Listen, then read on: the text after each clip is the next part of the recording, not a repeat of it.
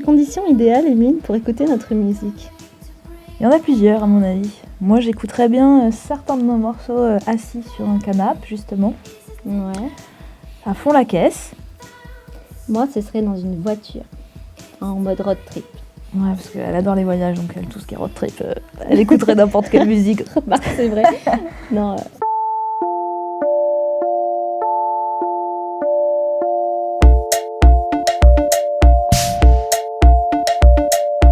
In the middle of the sun, will my heart not be too old? Alors, on s'appelle Génial au Japon. Et qu'est-ce qu'on fait ici? Ben là, c'est notre salle de répète. En fait, on répète à peu près toutes les semaines ici. Donc, c'est une cave associative où il y a plusieurs groupes qui répètent, dont nous. Et voilà, c'est un peu notre chef-lieu où on compose, on répète. On fume des C'est clopes de ça. temps en temps Et aussi. ce lieu s'appelle l'Auberge Musicale. Voilà. On s'est rencontrés il y a Sur Tinder. 7 Non, ans. je déconne. 7 ou 8 ans. Tinder, ça n'existait pas encore. Ouais, c'est ça. Ça fait 7 ou 8 ans. Et on avait un groupe avant qui s'appelait le A. C'était un groupe de rock. On était 4. On était 4, voilà. Et c'est comme ça qu'on s'est rencontrés. On a commencé à faire de la musique ensemble. On a joué avec ce groupe pendant 4-5 ans. Ouais, à peu près. 4-5 ans. Et puis, on a décidé de faire une pause avec ce groupe pour se consacrer à d'autres projets. Et nous, on a décidé de faire un duo à côté. Et on a créé Génial au Japon comme ça. À la base, c'est parti un peu d'une blague. Ah oui. Parce qu'on était avec des amis lors d'un concert. Et en fait, on a trouvé le nom de notre groupe avant de devenir un groupe. C'est-à-dire qu'on avait eu l'opportunité de faire une tournée en Chine avec notre ancien groupe et qui ne s'est pas faite. Et du coup, on est parti sur un délire de nom de tournée. Et on s'est dit super en Chine et génial au Japon. Et quand on s'est regardé, on a eu un déclic. On dit mais c'est un super nom de groupe. Et je crois qu'on s'est dit bien, on fait un duo qui s'appelle comme ça. Et Voilà. on s'est dit allez chiche. Et c'est comme ça qu'on a décidé de se faire un duo. En fait, c'est parti d'une blague à la base. Et puis après, on l'a fait sérieusement. Bah ouais.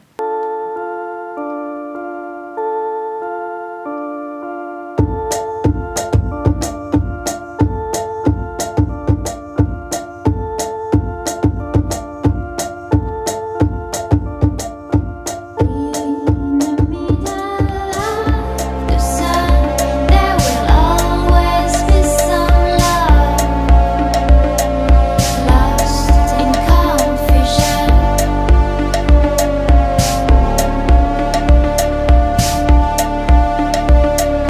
Memories floating back, we misplace the between our past and our escape, wondering if we'll still carry scars in the afterlife.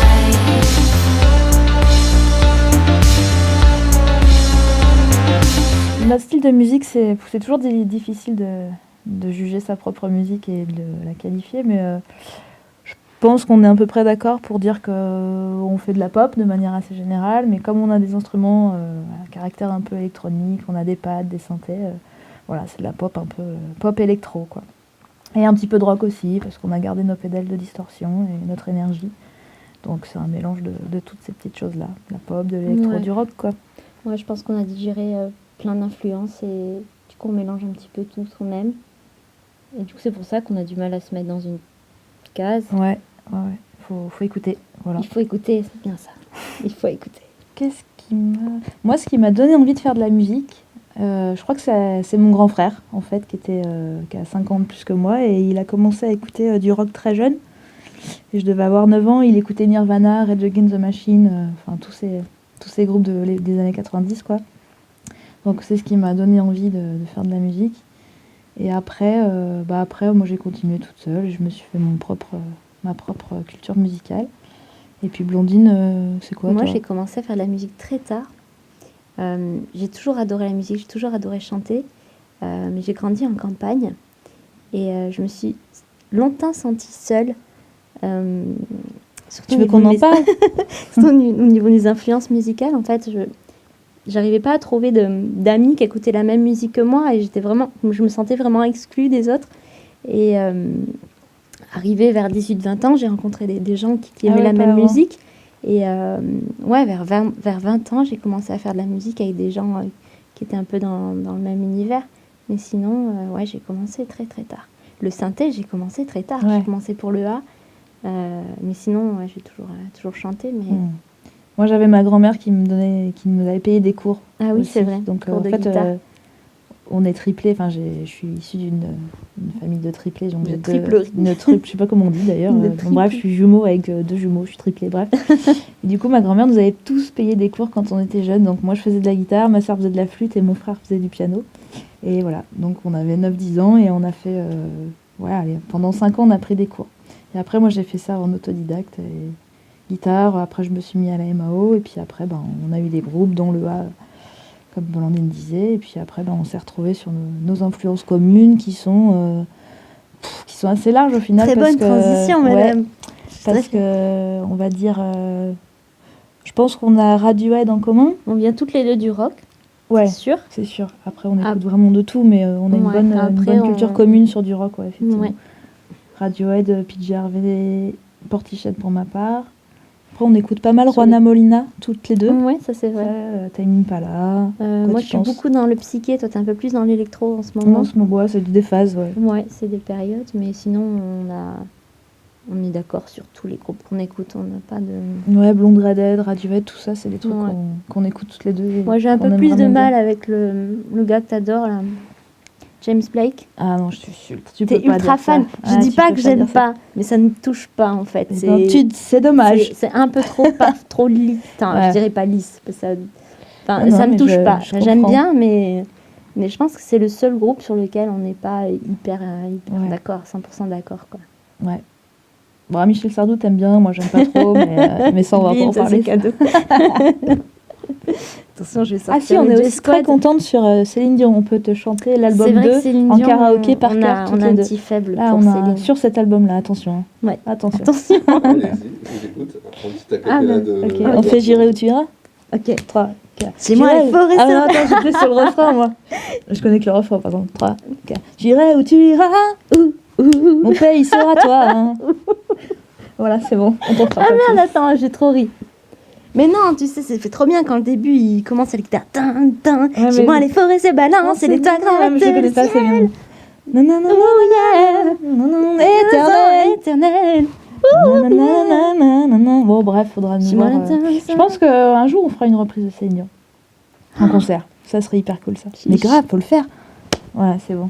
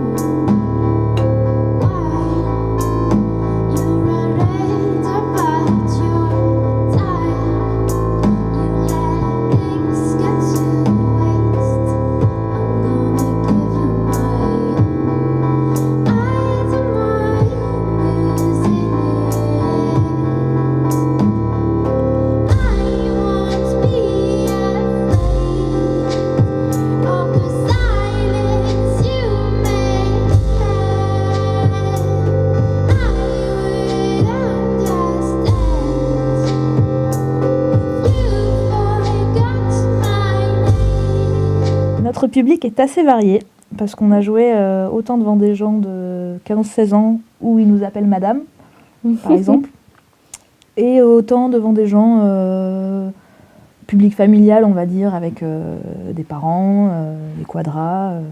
Je pense qu'on touche quand même un peu plus peut-être les gens de notre âge, les trentenaires, les 40 quadragénaires, je veux dire quarantenaires. Mais je pense que c'est assez varié au final. Plein de gens peuvent aimer notre musique. On adore tout ce qui est pré-prod, on adore travailler à la maison, on adore enregistrer tout ce qui est la partie studio, composition. On adore ça parce qu'on est dans notre petit monde, dans notre univers.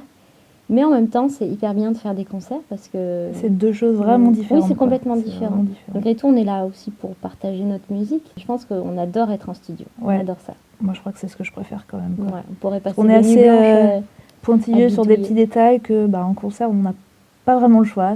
On y va et c'est un peu plus lâché. Ouais. Il y a plus de surprises dans les concerts, mais en même temps, il y a moins de créativité forcément. Donc je pense que les deux sont bien. Les deux nous vont, les deux se complètent. On aime bien mettre une ambiance dans notre musique qui suggère des choses, mais nos textes ne sont pas du tout engagés politiquement ou quoi que ce soit. C'est plus sur des choses très personnelles. C'est souvent des textes un peu thérapeutiques, plus ou moins. Oui, Euh, c'est sur le voyage, ouais, l'évasion. sur l'évasion. Il y a des morceaux où c'est... Bon, je parle pour les miens, pour ceux que j'ai écrits pour le coup. Ça va être du questionnement sur l'avenir, qu'est-ce qui se passe après, où il y a des textes qui... L'idée générale, c'est d'être optimiste, ou voilà, c'est pas vraiment des messages frontaux, mais c'est des petites idées, des pistes en fait, à suivre ou pas. C'est vrai qu'on pose beaucoup de questions. Mais ouais, c'est assez ouvert en fait, voilà. C'est une écriture assez ouverte, quoi. Il n'y a pas de début avec une fin d'histoire très terre à terre, c'est des questionnements. C'est un message ouvert, un message d'ouverture. Notre duo, il fonctionne... on est assez complémentaires sur plein de choses, quoi. Musicalement, déjà, sur l'instrumentarium, souvent c'est Blandine qui va amener une mélodie au piano et au chant. Et puis moi, je vais arranger par-dessus avec une batterie. Comme je travaille beaucoup à l'ordinateur, j'incruste des petites choses sur ces mélodies, son squelette, quoi. Ou à l'inverse, je peux arriver avec une mélodie et puis Blandine, elle va changer un peu la mélodie du texte, on va rajouter des chœurs, voilà. Et des fois, ça peut être elle a le morceau en entier ou c'est moi qui ai complètement tout amené. Et après, on met tout ça en commun, on essaye de répéter, on voit ce qui marche pas et on affine en fonction de tout ça. Mais au final, c'est très simple de composer à deux parce que c'est très direct en fait. Il n'y a pas de 15 000 navettes. On est assez rapide dans la composition, on se pose pas trop de questions non plus, en tout cas sur le début de la création. Après, on se prend un peu la tête sur ce que disait Blandine sur la production, les petits détails, le mix, tout ça.